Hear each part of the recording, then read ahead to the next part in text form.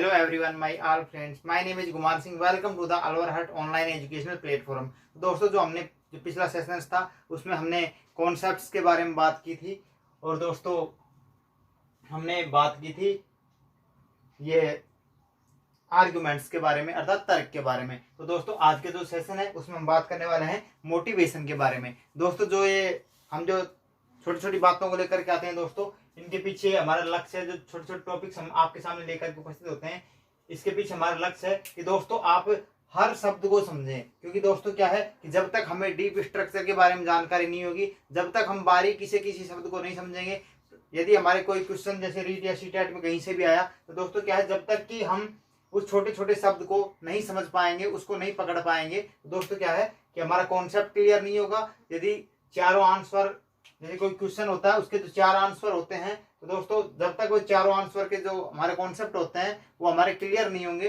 तब तक हमारा सीटेट किसी भी हालत में क्लियर नहीं हो सकता। तब तक हमारा रीट या अदर टेट जो भी हो वो किसी भी हालत में क्लियर हो ही नहीं सकता। तो क्या है कि हम आपको छोटे छोटे मतलब बेस लेवल से लेकर के हम आपको तैयारी करवाते हैं। तो दोस्तों आज का टॉपिक है जो है हमारा मोटिवेशन अर्थात अभिप्रेरणा। अभिप्रेरणा क्या होती है कि अभिप्रेरणा जो शब्द है, जो मोटिवेशन शब्द है, ये आया कहां से?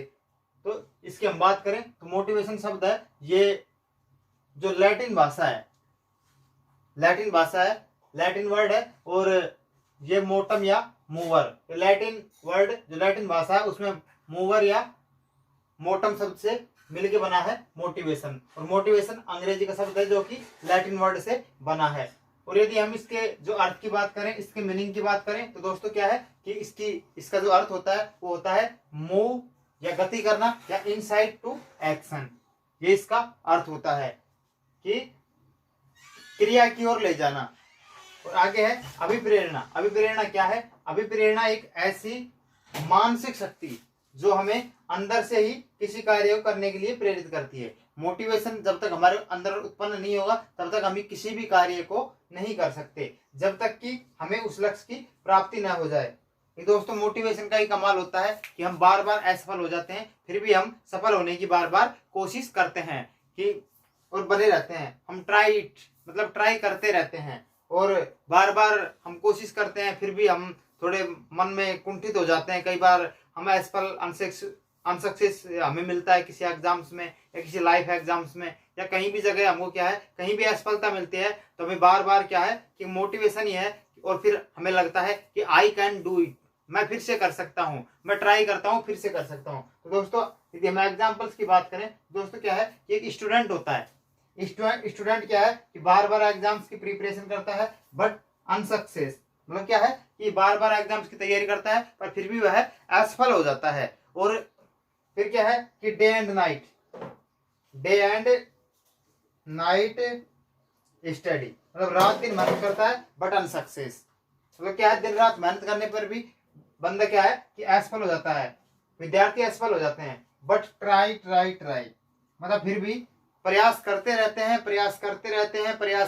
हैं, लगातार लगे रहते हैं। और उसकी बदौलत क्या है कि क्यों लगे रहते हैं, इसके पीछे कोई कारण तो क्या है कि हर व्यक्ति का एक सपना होता है, चाहे वह पेरेंट्स ड्रीम हो, माता पिता के सपने हो, कि माता पिता सभी बच्चों के माता पिता होते हैं, सभी बच्चों के जो पेरेंट्स होते हैं, सभी स्टूडेंट्स के पेरेंट्स होते हैं, उनका सपना होता है कि मेरा बेटा बेटी पढ़ लिख करके कुछ बने, कुछ लायक बने। तो क्या है कि इस वजह से क्या है कि बार बार असफल होते जाते हैं पर फिर भी तैयारी में लगे रहते हैं, एग्जाम्स की प्रिपरेशन करते रहते हैं। और फ्यूचर नीड्स, मतलब एक मनुष्य की जो फ्यूचर नीड्स होती हैं कि मेरे पास बढ़िया गाड़ी हो, बढ़िया बंगला हो, अच्छे कपड़े पहने, अच्छे जूते पहने, अच्छी गाड़ी हो, मतलब बहुत सारी चीजें हमारे जो माइंड में क्या है कॉन्सेप्ट चलते रहते हैं। तो इस वजह से क्या है कि ये जो मोटिवेशन है, तो मोटिवेशन की हम बेसिक एलिमेंट्स की बात करें, बेसिक एलिमेंट्स क्या कि जो मोटिवेशन क्या है, इसका मुख्य तत्व क्या होता है। यदि हम मोटिवेशन को समझने की कोशिश करें तो दोस्तों क्या होता है कि सबसे पहले होती है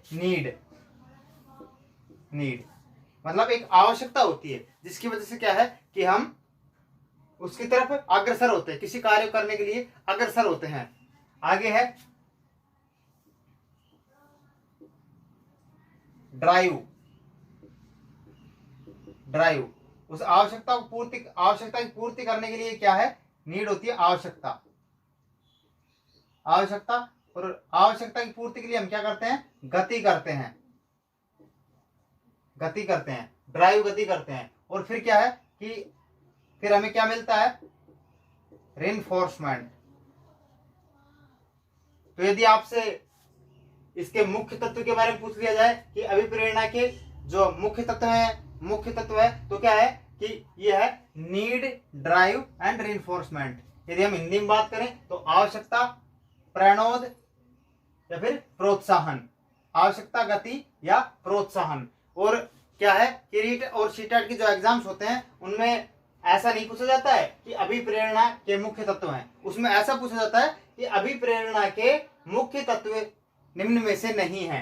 तो उनमें से 3 ऑप्शन ये दिए आएंगे, 1, 2, 3। इनके जो नंबर है वो नंबर चेंज किए जा सकते हैं, ये ABC पैटर्न में आ जाएंगे। पर क्या है कि एक जो नहीं होगा उसको कहीं भी A, B या C कहीं भी वो क्या है उठा के डाल देंगे और आपका एक नंबर कट जाएगा यदि आपने ठीक प्रकार से डीप स्ट्रक्चर को नहीं समझा। तो हमारा लक्ष्य है दोस्तों कि आप डीप स्ट्रक्चर में पढ़ाई करें और आप 100% चाइल्ड स्टडी एंड डेवलपमेंट जो पार्ट्स है साइकोलॉजी का, ये रीट और सीटेट में पूछा जाता है, इसमें आप 100% सफल हो और आपको सफलता मिले। दोस्तों आज के सेशन है उसमें बस इतना ही। दोस्तों आज का सेशन आपको कैसा लगा आप कमेंट सेक्शन में हमें बता सकते हैं। यदि आप चैनल पे नए हैं हमारे चैनल को सब्सक्राइब कर सकते हैं। यदि आपको हमारी वीडियो अच्छी लगी तो दोस्तों हमारी वीडियो को लाइक कर सकते हैं, शेयर कर सकते हैं। आज की वीडियो में बस इतना ही, हम फिर मिलते हैं नई वीडियो में नए कंटेंट के साथ। तब तक के लिए tata bye bye, stay home, stay safe, be happy.